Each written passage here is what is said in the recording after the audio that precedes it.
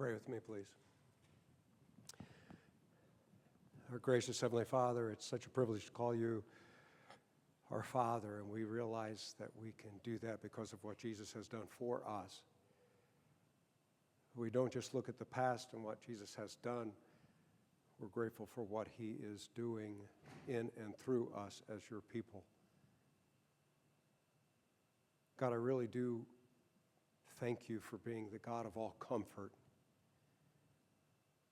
You give us perspective for the good things that we experience in life, but you also give us the strength for the difficult things that we face. I pray that we'll gain more perspective, more encouragement to face the challenges because we've been together today in your word.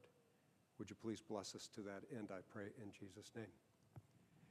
We're up to 2 Corinthians chapter 12. If you want to open your Bibles and find that, we're going to be looking at some of the verses right in the middle of the 12th chapter a little bit later. But before we get to 2 Corinthians chapter 12, I want to kind of go to the Old Testament, kind of set the stage, because many of these things that we've been seeing as we go through 2 Corinthians, they're not just one-off. They're not just some topic that the Bible hits one time. They're recurring themes that God hits in so many different ways. And the one that we're going to be talking about today is just huge. It's huge not just from a biblical perspective, it's also huge from a everyday life experience perspective. In fact, this is the topic that we're going to be talking about today, is the number one reason why people walk away from God. It is the number one reason why people who say they don't believe in God give as to why they don't believe in God. And it's also the number one reason why a lot of Christians actually grow and become stronger in their faith. So I don't think we can overestimate the importance of what we're going to be talking about today, because what we're going to be talking about today is bad things happen. They just do. I'm going to start in the Old Testament, however. In the Old Testament, we need a character by the name of Jacob. You remember the meaning of the name Jacob? Jacob, he who grasps the hill. He's grasping the hill of his brother at birth, right? But the word literally means he who grasps the hill, or he who tricks somebody else or trips somebody else up, or he who is a con man who tries to take advantage of somebody else. And he really lived up to that name most of his life, but his name got changed. You remember what his name got changed to? He used to be Jacob, then he became, you are allowed to talk, by the way. He became Israel. And when did his name get changed? That one night when he's coming back home, he's scared to death, and he meets this what he thinks is a person. Turns out it's more than a person. It's a physical manifestation with God, and he wrestles with them all night long. And as a result of that wrestling match, his name gets changed from Jacob to Israel. And Israel means he who wrestles with God. Now, I don't know if you've given this much thought, but I have frequently come back to this and just scratched my head because to call somebody he who wrestles with God, at one level, is it just to remember that one night? I don't think so. I think it is to remember that night, but I think there's so much more. And the reason I think there's so much more is from this point forward, all of his sons, remember the 12 tribes? They're called the 12 tribes of Israel. In fact, the nation's going to be called the nation of Israel. You get to the New Testament in Galatians, the 3rd chapter. You and I who are Christians, in fact, not just Galatians chapter 3, Galatians chapter 6, we are the new Israel. We're part of Israel as God's people today. Well, what does that mean? It means throughout all Old Testament history, God's people were called, if you understood the Hebrew language, these are my people. These are the people who wrestle with God. That's what I call them. You know what he calls us today? We are the new people who wrestle with God. Well, there's an awful lot to that, but at least one of the things involved in wrestling with God is the fact that he's God and we're not. I know this is a very basic level, but with your mind, would you just go through these steps with me? The very fact that he's God and we're not means there's going to be some things, probably a whole lot of things, that he's going to do or work in our lives or just do in other people's lives we're not going to get. We don't get it because we're not God. But some of the stuff just doesn't make any sense to us, so we wrestle with it. And of course, we want to better understand, we want to better know, and we want to grow in our understanding. But we will never be God. So we're always in this relationship going to have at least a degree of wrestling. And this is demonstrated exceedingly well in one of his sons. In fact, again, if you look at the Old Testament, you look at the book of Genesis, there is like a third of the book of Genesis. It takes up chapter after chapter after chapter, the story of one of his son named Joseph. You know this story. The favored son, he gave him that special coat, right? And as a result of getting that special coat, all his brothers hated him. In fact, he sends Joseph out to find where his brothers are, to check up on them and bring back a report. And a lot of times the reports weren't good. But this time he finds them in Dothan. And when he comes and approaches his brothers see him from a distance. And they say, here comes that dreamer.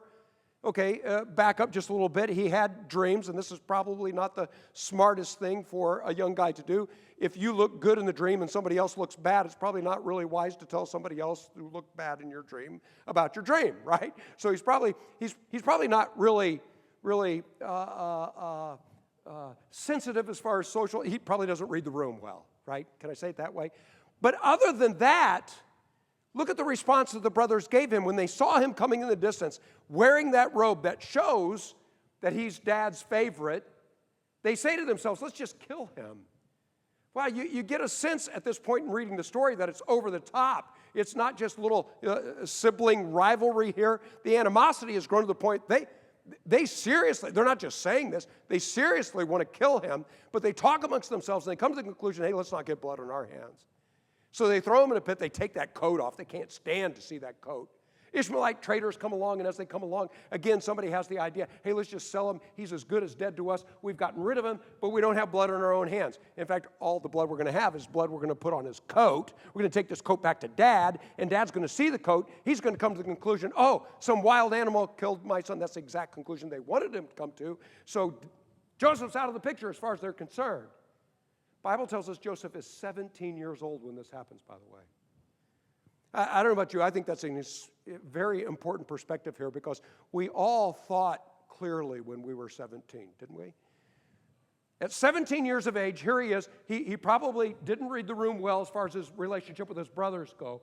But other than that, we read of no major sins in his life, no major flaws, other than maybe not be sensitive to relationships, right? Other than that, that's it.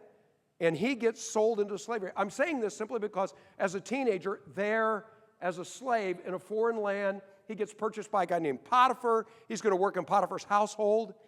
What do you think he's thinking? The Bible doesn't give us a lot of details here, but I think it's pretty safe to assume he's either scratching his head or he's praying those kind of prayers, saying something to the effect, God, why? What did I ever do to deserve this? I just don't understand. In other words, I think we're starting to see a picture develop of somebody who's Israel. He's wrestling with God. He's trying to understand, why do I have to go through things like this? And by the way, in case I forget to say it a little bit later, he's 17 years old. The Bible points that out. He doesn't come out the other side of this till he's in his 30s. You know, it's enough when you're an old guy like me to have to experience 15 years of drought or something like that. But in your teenage years, your 20s, man, that many years seems like double a lifetime, right? So there he is, he's working in Potiphar's house, and I think, again, we learn something extremely important that the Bible's trying to emphasize. The Bible, I think, is emphasizing so many things. I want us to really look at the big picture here, but don't miss this. God never promised you wouldn't get sold into slavery. What did God promise? Even though I go through the valley of the shadow of death, I'm with you. Do you see the difference here? God did not promise to remove the valley of the shadow of death for those who follow him. He promised to be with us. So here's Joseph in slavery, working for a guy named Potiphar who purchased him to work as a slave. And God is with him, and God is blessing what he does. And by the way, even though I think it's safe to assume Joseph didn't have the faintest idea of what's really going on, he still was faithful to God. How do we know that? Because there's this temptation brewing. You remember the story. It's Potiphar's wife. She starts flirting with him at first, and then she gets to the point where she wants to have an affair with Joseph. And Joseph says to her, listen, I can't do that. I can't do that because my master has entrusted me with everything in his household. And by the way, God is blessing everything that he's doing, but he's still a slave. Don't forget that. God is blessing everything he's doing, but he says to her, I can't do this and sin against my master, nor can I sin against God. Can't tell you how much I appreciate that. In the midst of all this stuff that no doubt he didn't understand, he still knew what God required and he wanted to do that. How many times have people said to themselves, well, God let me down, I'm just going to do it my way? You can't do it your way and expect a blessing or expect to succeed. And I'm not just talking about personal success. Be able to live life well, you have to live it God's way, even in the times where you don't understand, even during the times when you're wrestling. So here he is in Potiphar's house. She keeps approaching him until one day, everybody's out of the house except there she is with Joseph. Only the two of them. So she aggressively approaches him this time. She wants to take him to bed, but he won't do that. And so he leaves his coat behind. She grabs hold of his coat. He runs out of the house to get out of the situation. And she takes that coat. Isn't this interesting? The first coat that he had's dipped in blood to tell the lie that he died when he really didn't lie. The second coat is used to frame him for rape that he never committed. And that's exactly the story that she tells her husband. And here he goes from slavery into the dungeon. So again, at least he's scratching his head, or maybe even more. God, why? What have I done? I've been faithful. I remain true to you, and it's gone from really bad to even worse.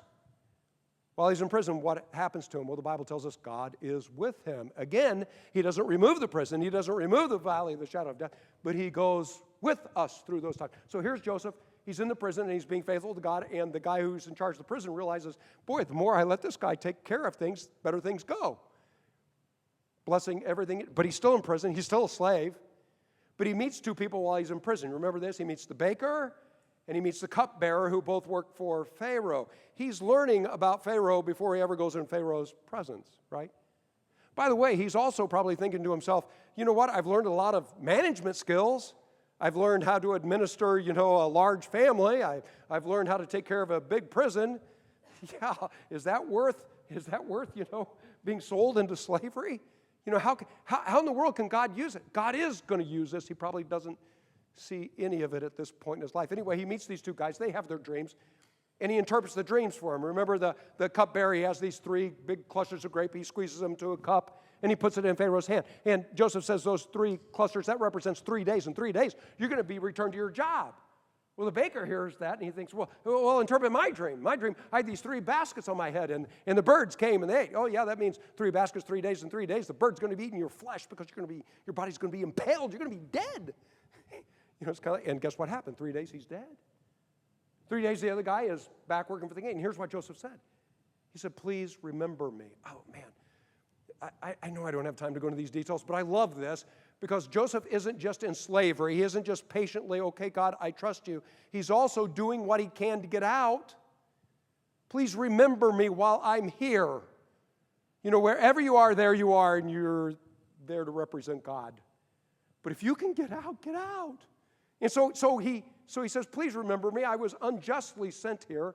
I shouldn't have been a slave in the first place. He tells him his story, but when the cupbearer returns to Pharaoh, he forgets all about Joseph.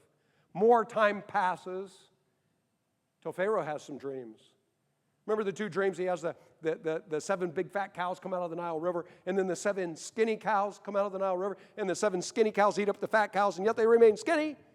And then he sees the 7 big plump heads of grain, and then the 7 scorched heads of grain. The scorched heads of grain eat up the plump ones, and they still remain scorched and like they're almost not there. And he can't figure it out. Nobody can tell him what the dreams mean. And then the cupbearer remembers, oh, yeah, I know this guy who can interpret dreams. So they finally bring him out of prison. How much time has passed here? He is in his 30s now. They bring him in the presence of Pharaoh. And he interprets the dreams for him. He says, listen, 2 dreams, it's really one message. The 7 plump heads of grain, the 7 fat cows, there's going to be 7 years where the crops come in. Man, you're going to have more crops than you've ever experienced before. It's going to be bumper crops. It's going to be great. But then there's going to be 7 years of famine.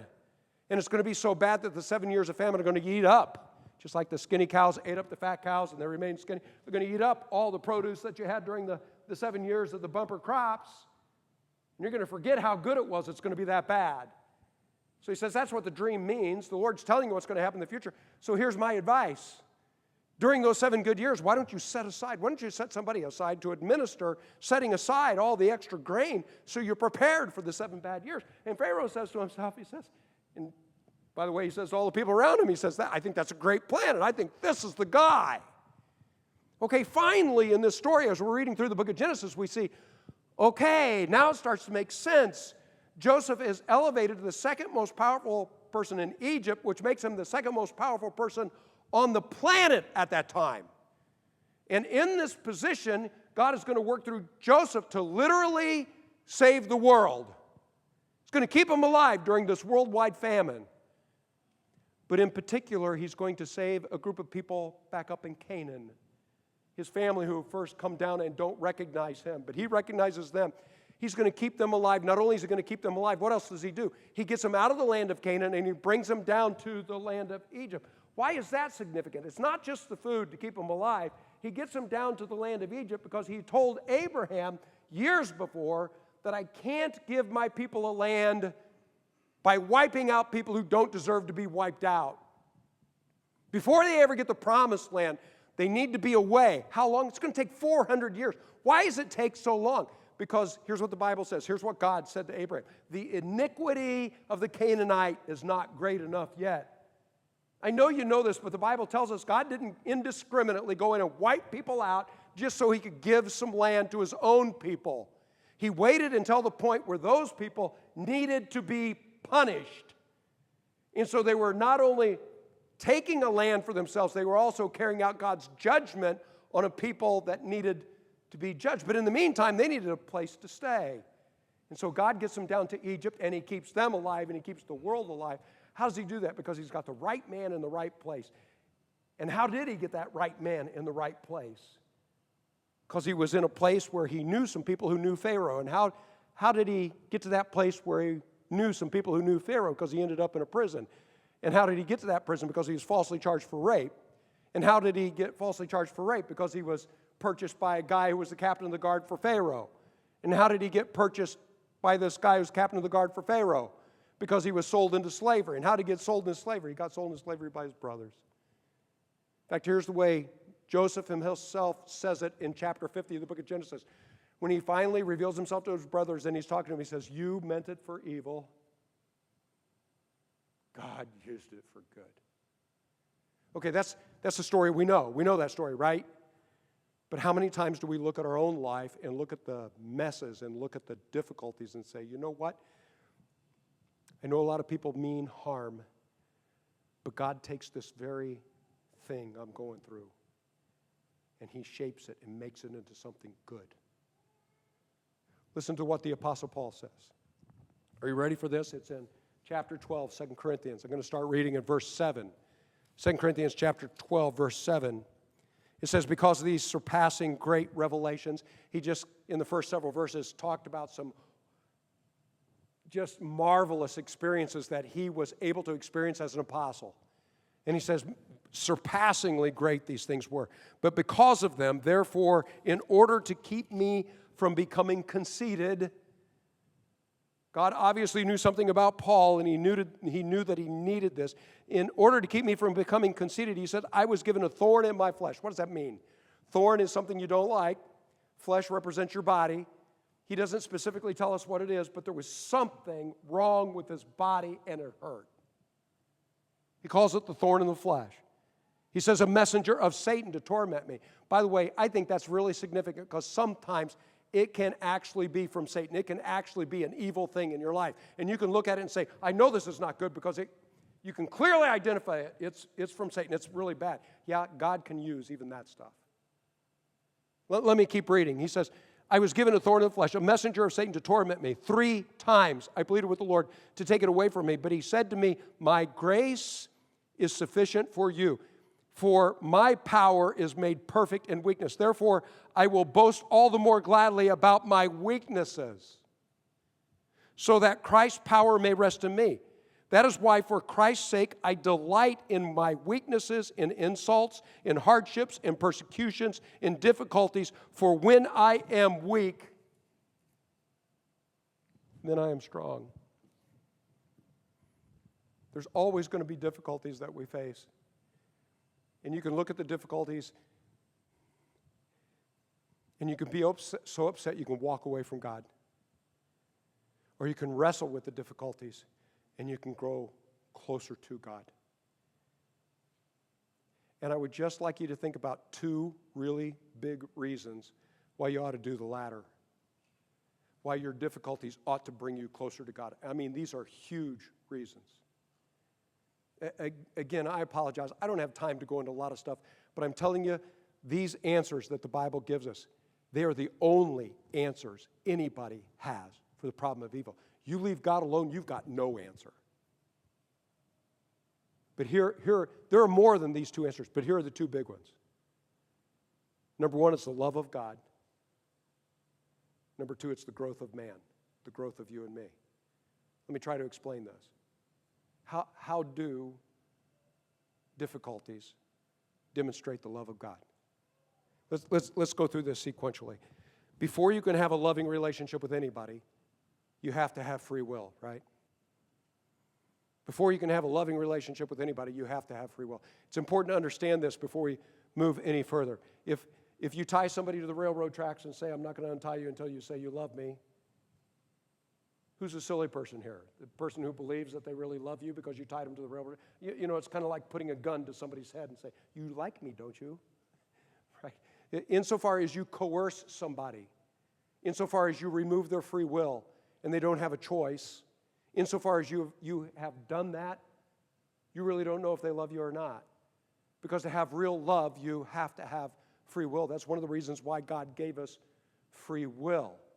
According to Acts chapter 2, verse 40, there are a bunch of these, but in Acts chapter 2, verse 40, Peter's preaching on the day of Pentecost, and it says there, it's a summary verse, it says, with many other words, Peter, reasoning with them, with many other words, he pleaded with them. He said, save yourselves from this corrupt generation.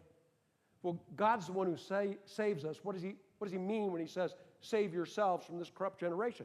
Because the message of the Bible is, yes, God's the only one who can save us, but God gave you a choice. Either you accept that or not. You can accept or reject. You have free will. Why in the world would God want to give us choices in life? Why in the world does he give us this free will? Because he wants to have a loving relationship with us. You cannot have a real loving relationship without free will. I don't have time. I need to move on. You don't really have free will unless you're able to make choices, real choices with real consequences. Does this make sense? You don't really have a free will unless you can make real choices with real consequences. I have 4 children.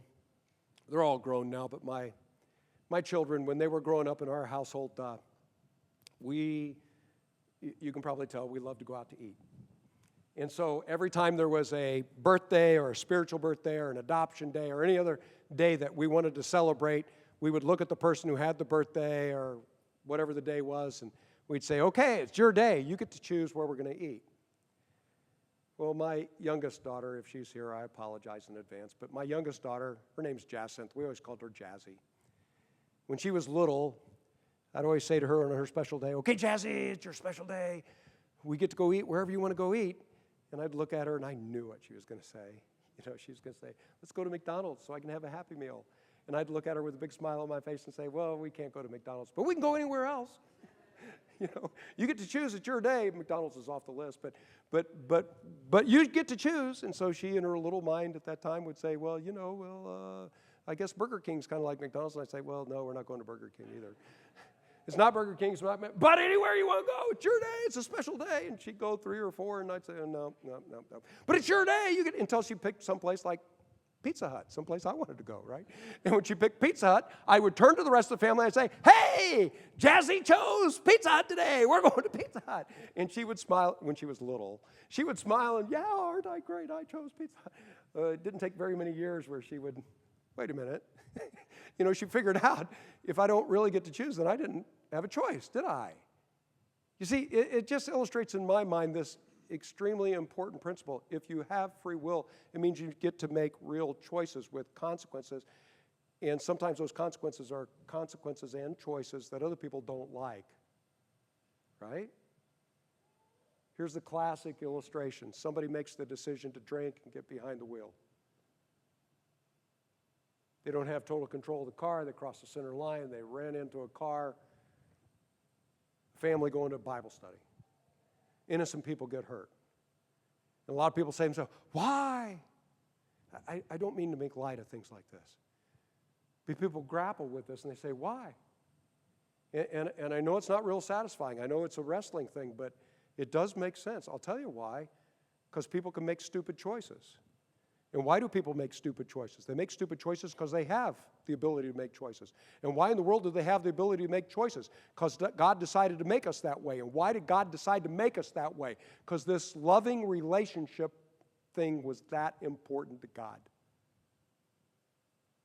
Listen, I got to push this a little bit further because too many times people look at this and they say, well, that explains a lot of the evil in the world, but there's so many things. There's natural disasters. There's terrible famines. There's all sorts of things that happen in the world. That doesn't explain at all. Listen, I realize there's a lot involved here, but would you expand your thinking just a little bit? There was a guy by the name of Jeff Vines. Years ago, I got to hear him in person, and he had just gotten off the mission field. He was working at a church in Georgia at that time, but he had been working as a missionary in Central Africa. And during that time, he says, one of his great frustrations was there'd be some terrible famine, and he'd come back home, and he'd talk to the churches, and they'd say, why aren't you feeding those kids? We sent all this money. We've sent all this grain. And in frustration, he would say, listen, the United States of America by itself, let alone what Europe and all the other nations did, the United States of America has sent enough food to feed all these people 10 times over. But all the grain is sitting in warehouses, guarded by the army, controlled by the dictator, who's using the food as a weapon to control the people. It's not because there's not enough food, it's because some bad person is making bad choices and people are getting hurt because of it. Listen, in the book of Job, the first 2 chapters, the Bible also tells us we're not the only creatures that God created with a free will. There are spiritual creatures that are involved in Job's life. And you remember how they're involved in Job's life? There's what we would call natural disasters. In fact, there's even physical illness. I am not saying every natural disaster and every illness comes from Satan, but I am saying that some of it could be a result of spiritual forces. The Bible very clearly endorses that idea. In fact, the Bible also tells us in Romans the 8th chapter that creation itself, you talk about natural disasters, creation itself does not operate the way God created it to operate. Why? Because the impact that sin has on this world. Here's the way it says it in Romans chapter 8. It says creation itself groans because it's not functioning the way it was meant to. It all ultimately, eventually gets back to a lot of choices that were made by spiritual beings and by us as sin comes into the world. And the question again comes to the mind, well then why did God let us have these choices? Because He was willing to pay that price to have a loving relationship with you and me. Do you see how big this love thing is to God? And if you're saying to yourself, wow, that was a huge price to pay, please don't forget this. If this life were the only life there was, you might have a point. But this is not the only life. There's an eternity coming. You just have to have a life like this, where people get to make free will choices, before you can have a life where there's perfect love and no sin. Does that make sense? Boy, I hope it does, because there's one more thing I've got to say. There's so many answers to this. The love of God is the big one. But the growth of man's another one. The growth of man. Did I tell you about the Bycroft? I bet you I already told you about Bycroft's. My brother is involved in ministry. He had a friend he went to Bible college with. His name was Bycroft. He worked out in the Midwest. I don't think it was Iowa, but it was somewhere in the Midwest. He was preaching at a church out there, and one of the people he was visiting, one of his farmers, he was a farmer, he was a member of the congregation, and he was visiting that day, and the farmer said, hey, I'd love to visit with you, but I gotta do some chores. Can you come along with me? And Bycroft went with him, and he said, well, what are we doing today? And he says, we're going to go scare some trees. I'd never heard of that before.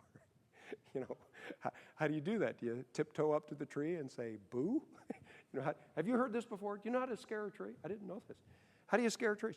Well, farmers figured out a long time ago, when a tree's growing, and if it's a fruit tree and it's not producing much fruit, or it doesn't seem to be doing well, one of the best things the farmer can do after they know it's fertilized and taken care of and things like that, one of the best things the farmer can do is go up to that tree. Can you picture this tree that the trunk's not that big yet, maybe 15, 20-foot tree? Go up to that tree and grab a hold of that tree and just rip it back and forth and violently deal with that tree as though you're trying to rip it out of the ground. And after you've wrestled with the tree for a while and ripped it back and forth, Farmer stood back and said, well, I think we scared that one good enough. Let's go scare another tree. He goes on another tree. You know what the farmers figured out? That when you do that tree, it's one of the best things that can happen to that tree. It causes the roots to go out a little bit further, bring in a little bit more nutrients. And it actually helps the tree to grow. This guy by the name of Richards, he worked his whole life, professional life, at the San Diego Zoo. Also a committed Christian. He wrote a book about his experience because so many things he saw in the animal kingdom taught him so many things that the Bible already taught him, helped illustrate what the Bible already taught him. And one of the stories he wrote about in there, I don't think I'll ever forget this. He talks about how giraffes give birth. I don't know if you know this. I hadn't the faintest idea. You know, a lot of animals, big animals, they give birth, they lay down. Of all the animals on the planet, I would think a giraffe would want to lay down. They don't.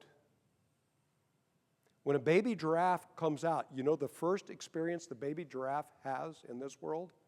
It's called a crash landing. Can you picture in your mind how tall the giraffe is?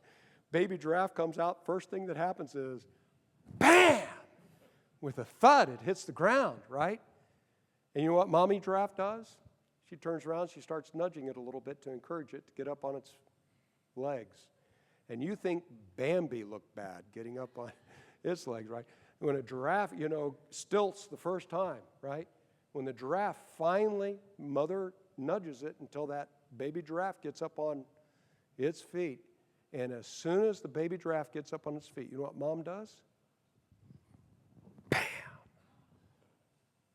She kicks that baby and knocks it over so it has to get up on its feet again. And she'll keep doing that until that baby can pop up on its feet the way it's supposed to.